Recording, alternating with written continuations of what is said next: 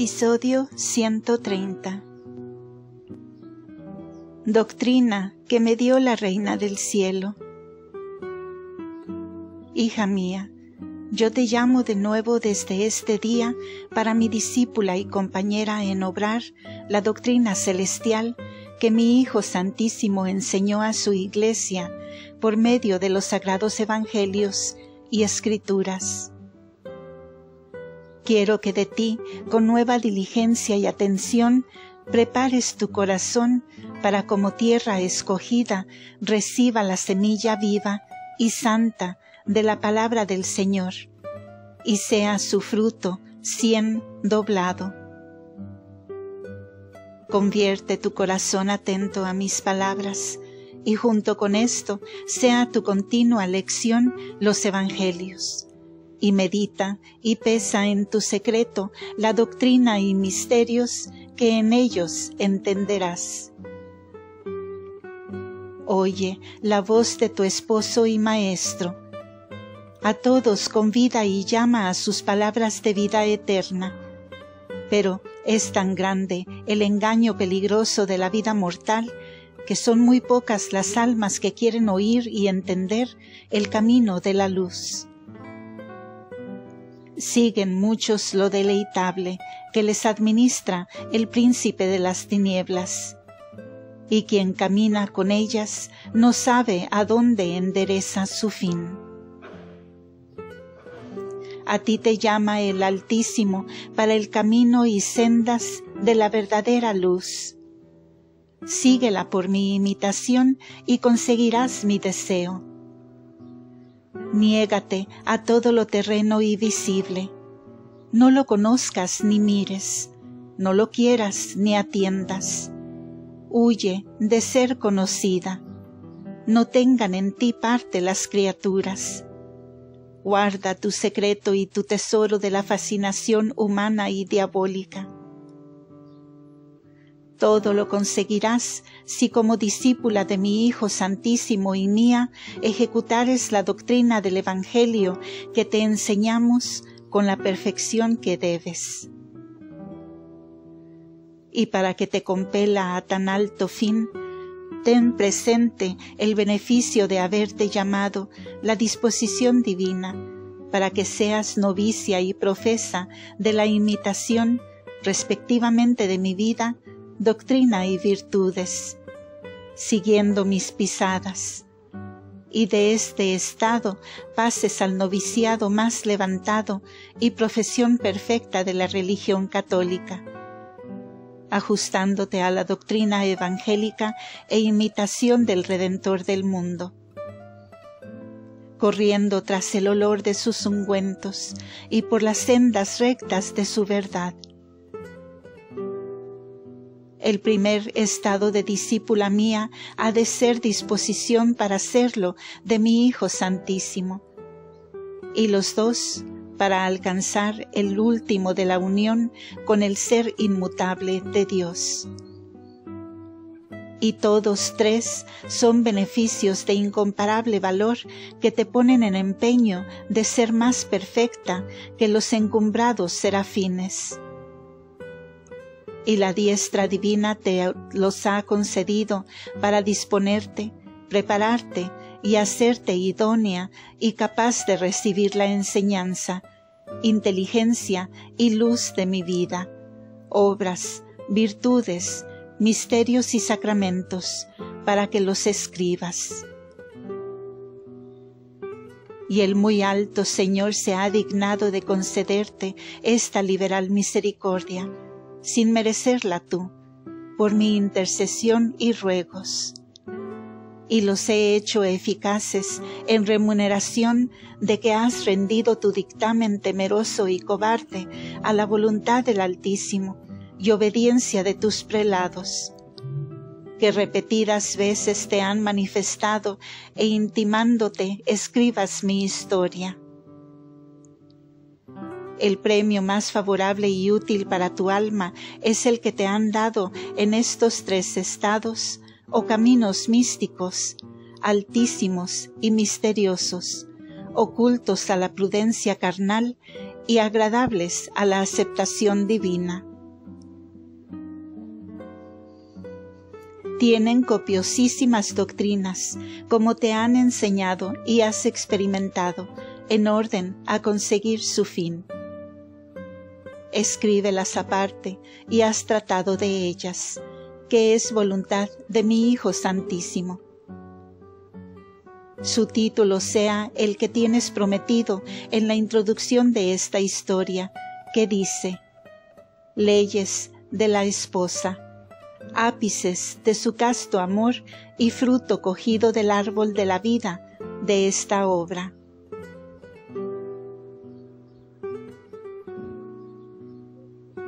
Capítulo 3. Subían a Jerusalén todos los años María Santísima y San José conforme a la ley, y llevaban consigo al infante Jesús. Algunos días después que nuestra Reina y Señora, con su Hijo Santísimo y su esposo San José, estaba de asiento en Nazaret, llegó el tiempo en que obligaba el precepto de la ley de San Moisés a los israelitas que se presentasen en Jerusalén delante del Señor. Este mandato obligaba 3 veces en el año, como parece en el Éxodo, capítulo 34, versículo 23, y Deuteronomio, capítulo 16, versículo 16. Pero no obligaba a las mujeres, sino a los varones, y por esto podían ir por su devoción o dejar de ir, porque no tenían mandato, ni tampoco se lo prohibían. La Divina Señora y su esposo confirieron qué debían hacer en estas ocasiones. El santo se inclinaba a llevar consigo a la gran reina, su esposa, y al Hijo Santísimo, para ofrecerle de nuevo al Eterno Padre, como siempre lo hacía en el templo. A la Madre Purísima también la tiraba la piedad y culto del Señor. Pero como en cosas semejantes no se movía fácilmente sin el consejo y doctrina de su Maestro, el Verbo humanado, le consultó sobre esta determinación. Y la que tomaron fue que San José fuese las 2 veces del año solo a Jerusalén, y que la tercera subiesen todos 3 juntos. Estas solemnidades en que iban los israelitas al templo eran: una, la de los tabernáculos; otra, de las Hebdómadas, que es por Pentecostés; y la otra, la de los ácimos, que era la Pascua de Parasheve. Y a esta subían Jesús Dulcísimo, María Purísima y San José juntos. Duraba 7 días, y en ella sucedió lo que diré en el capítulo siguiente. A las 2 otras fiestas subía solo San José, sin el niño ni la madre. Las 2 veces que subía el santo esposo José en el año solo a Jerusalén, hacía esta peregrinación por sí y por su esposa divina, y en nombre del Verbo humanado, con cuya doctrina y favores iba el santo lleno de gracia, devoción y dones celestiales, a ofrecer al Eterno Padre la ofrenda que dejaba reservada como en depósito para su tiempo. Y en el ínterin, como sustituto del Hijo y de la Madre que quedaban orando por él, hacía en el templo de Jerusalén misteriosas oraciones, ofreciendo el sacrificio de sus labios.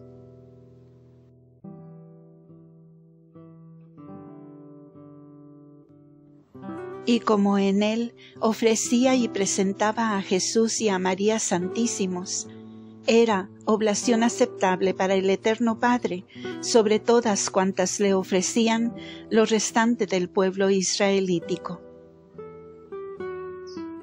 Pero cuando subían el Verbo humanado y la Virgen Madre por la fiesta de la Pascua en compañía de San José, Era este viaje más admirable para él y los cortesanos del cielo, porque siempre se formaba en el camino aquella procesión solemnísima que otras veces, en semejantes ocasiones, queda dicho. De los 3 caminantes, Jesús, María y José, y los 10,000 ángeles que los acompañaban en forma humana visible. Y todos iban con la hermosura refulgente y profunda reverencia que acostumbraban, sirviendo a su Creador y Reina, como en otras jornadas he dicho. Era esta de casi 30 leguas que dista Nazaret de Jerusalén, y a la ida y vuelta se guardaba el mismo orden en este acompañamiento y obsequio de los santos ángeles, según la necesidad y disposición del Verbo humanado. Tardaban en estas jornadas respectivamente más que en otras, porque después que volvieron a Nazaret desde Egipto, el infante Jesús quiso andarlas a pie. Y así caminaban todos 3, Hijo y Padre Santísimos. Y era necesario ir despacio, porque el infante Jesús comenzó luego a fatigarse en servicio del Eterno Padre y en beneficio nuestro. Y no quería usar de su poder inmenso para excusar la molestia del camino. Antes procedía como hombre pasible, dando licencia o lugar a las causas naturales para que tuviesen sus efectos propios, como lo era el cansarle y fatigarle el trabajo del camino. Y aunque el primer año que hicieron esta jornada tuvo cuidado la Divina Madre y su esposo de aliviar algo al niño Dios, recibiéndole alguna vez en los brazos, pero este descanso era muy breve y en adelante fue siempre por sus pies. No le impedía este trabajo la Dulcísima Madre, porque conocía su voluntad de padecer. Pero llevábale de ordinario de la mano, y otras veces el Santo Patriarca José.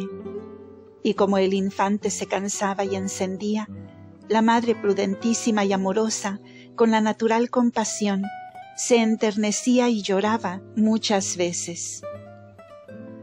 Preguntábale de su molestia y cansancio, y limpiábale el divino rostro, más hermoso que los cielos y sus lumbreras. Y todo esto hacía la reina puesta de rodillas con incomparable reverencia. Y el divino niño la respondía con agrado y la manifestaba el gusto con que recibía aquellos trabajos por la gloria de su eterno Padre y bien de los hombres. En estas pláticas y conferencias de cánticos y alabanzas divinas ocupaban mucha parte del camino, como en otras jornadas queda dicho. Otras veces, como la gran reina y señora miraba por una parte las acciones interiores de su Hijo Santísimo, y por otra la perfección de la humanidad deificada, su hermosura y operaciones, en que se iba manifestando su divina gracia, el modo como iba creciendo en el ser y obrar de hombre verdadero. Y todo lo confería la prudentísima señora en su corazón. Hacía heroicos actos de todas las virtudes y se inflamaba y encendía en el divino amor. Miraba también al infante como a hijo del eterno Padre y verdadero Dios, y sin faltar al amor de madre natural y verdadera, atendía a la reverencia que le debía como a su Dios y Creador. Y todo esto cabía juntamente en aquel cándido y purísimo corazón. El niño caminaba muchas veces, esparciéndole el viento sus cabellos, que le fueron creciendo no más de lo necesario. Y ninguno le faltó hasta los que le arrancaron los sayones.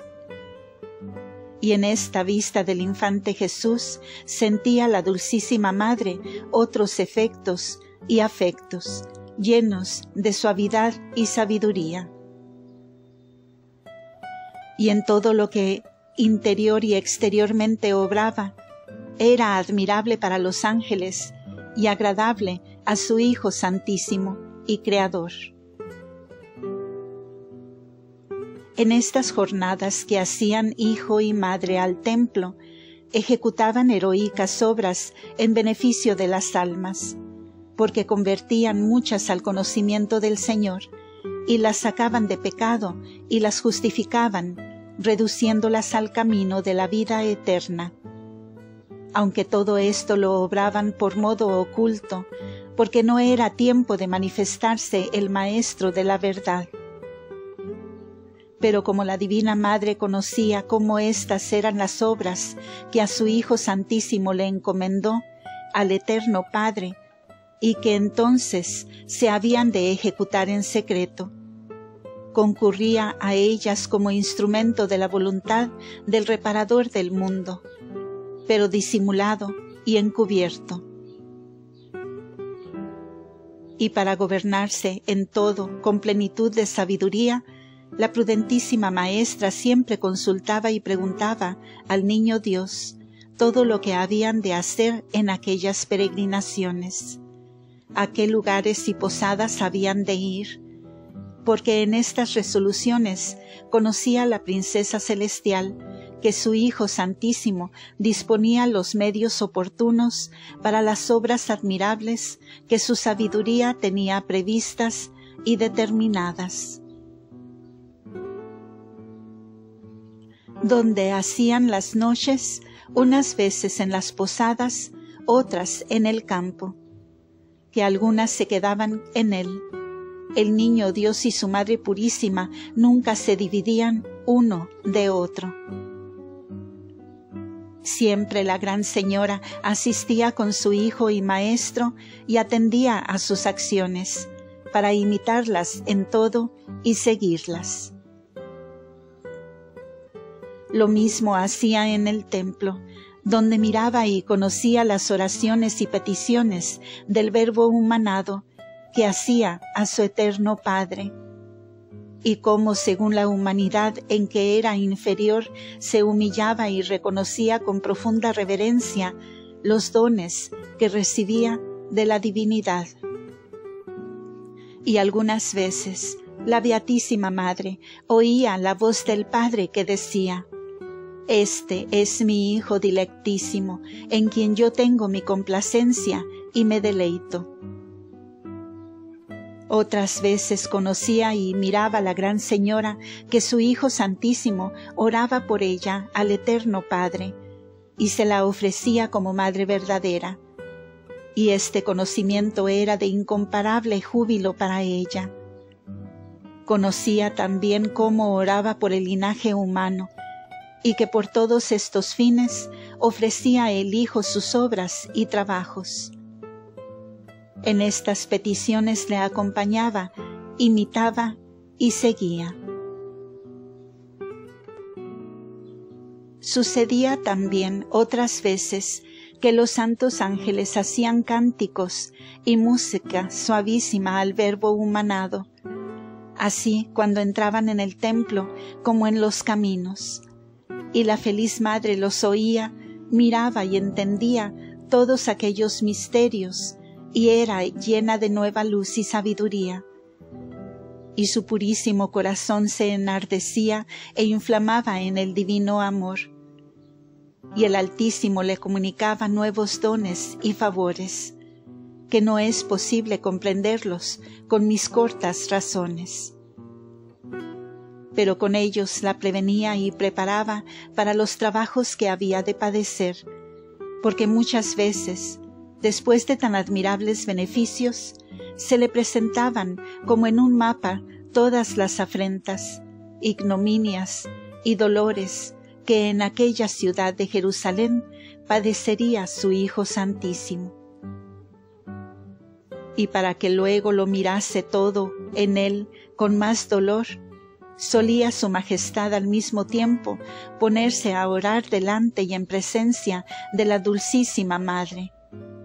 Y como le miraba con la luz de la divina sabiduría, y le amaba como a su Dios, y juntamente como a Hijo verdadero, era traspasada con el cuchillo penetrante que le dijo San Simeón, y derramaba muchas lágrimas, previniendo las injurias que había de recibir su dulcísimo Hijo, las penas y la muerte ignominiosa que le habían de dar, y de que aquella hermosura sobre todos los hijos de los hombres sería afeada más que de un leproso, y que todo lo verían sus ojos. Y para mitigarle algo del dolor, solía el niño Dios volverse a ella y le decía que dilatase su corazón con la caridad que tenía al linaje humano y ofreciese al Eterno Padre aquellas penas de entrambos para remedio de los hombres. Y este ofrecimiento hacían juntos Hijo y Madre Santísimos, complaciéndose en él la Beatísima Trinidad, y especialmente le aplicaba por los fieles, y más en particular para los predestinados, que habían de lograr los merecimientos y redención del Verbo humanado. En estas ocupaciones gastaban señaladamente Jesús y María Dulcísimos los días que subían a visitar el Templo de Jerusalén. Doctrina que me dio la Reina María Santísima. Hija mía, si con atenta y profunda consideración ponderas el peso de tus obligaciones, muy fácil y suave te parecerá el trabajo que repetidas veces te encargo en cumplir con los mandamientos y ley santa del Señor. Este ha de ser el primer paso de tu peregrinación, como principio y fundamento de toda la perfección cristiana. Pero muchas veces te he enseñado que el cumplir con los preceptos del Señor ha de ser no con tibieza y frialdad, sino con todo fervor y devoción, porque ella te moverá y compelerá a que no te contentes con lo común de la virtud solo, pero que te adelantes en muchas obras voluntarias, añadiendo por amor lo que no te impone Dios por obligación, que esta industria es de su sabiduría, para darse por obligado de sus verdaderos siervos y amigos, como de ti lo quiere estar. Considera, carísima, que el camino de la vida mortal a la vida eterna es largo, penoso y peligroso. Largo por la distancia, penoso por la dificultad, peligroso por la fragilidad humana y astucia de los enemigos. Y sobre todo esto, el tiempo es breve, el fin incierto. Y o muy dichoso o infeliz y desdichado, y el uno y otro irrevocables. Y después del pecado de Adán, la vida animal y terrena de los mortales es poderosa contra quien la sigue. Las prisiones de las pasiones fuertes, la guerra continua. Lo deleitable está presente al sentido y le fascina fácilmente. Lo honesto es más oculto en sus efectos y conocimiento, y todo esto junto hace la peregrinación dudosa en su acierto y llena de peligros y dificultades. Entre todos no es el menor, por la humana flaqueza, el de la carne, que por esto y por más continuo y doméstico derriba a muchos de la gracia. Pero el modo más breve y seguro de vencerle ha de ser para ti y para todos, disponer tu vida en amargura y dolor, sin admitir en ella descanso ni deleite de los sentidos, y hacer pacto inviolable con ellos de que no se desmanden, ni se inclinen más de lo que a la fuerza y regla de la razón permite. Y sobre este cuidado has de añadir otro, de anhelar siempre al mayor beneplácito del Señor y al fin último a donde deseas llegar. Para todo esto te conviene atender a mi imitación siempre, a que te convido y llamo con deseo de que llegues a la plenitud de la virtud y santidad. Atiende a la puntualidad y fervor con que yo obraba tantas cosas, no porque me las mandaba el Señor, sino porque yo conocía eran de su mayor agrado. Multiplica tú los actos fervorosos, las devociones, los ejercicios espirituales, y en todo las peticiones y ofrecimientos al Eterno Padre, por el remedio de los mortales.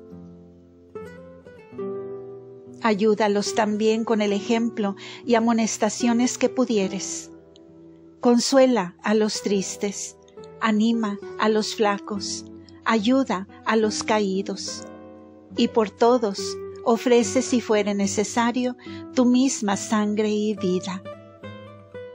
Y sobre todo esto, agradece a mi Hijo Santísimo que sufra tan benignamente la torpe ingratitud de los hombres, sin faltar a su conservación y beneficios. Atiende al invicto amor que les tuvo y tiene. Y como yo le acompañé y ahora lo hago en esta caridad. Y tú, quiero que sigas a tu dulce esposo en tan excelente virtud y a mí que soy tu maestra. Fin de este episodio. El capítulo 4 comenzará en el siguiente audio. Gracias por escuchar.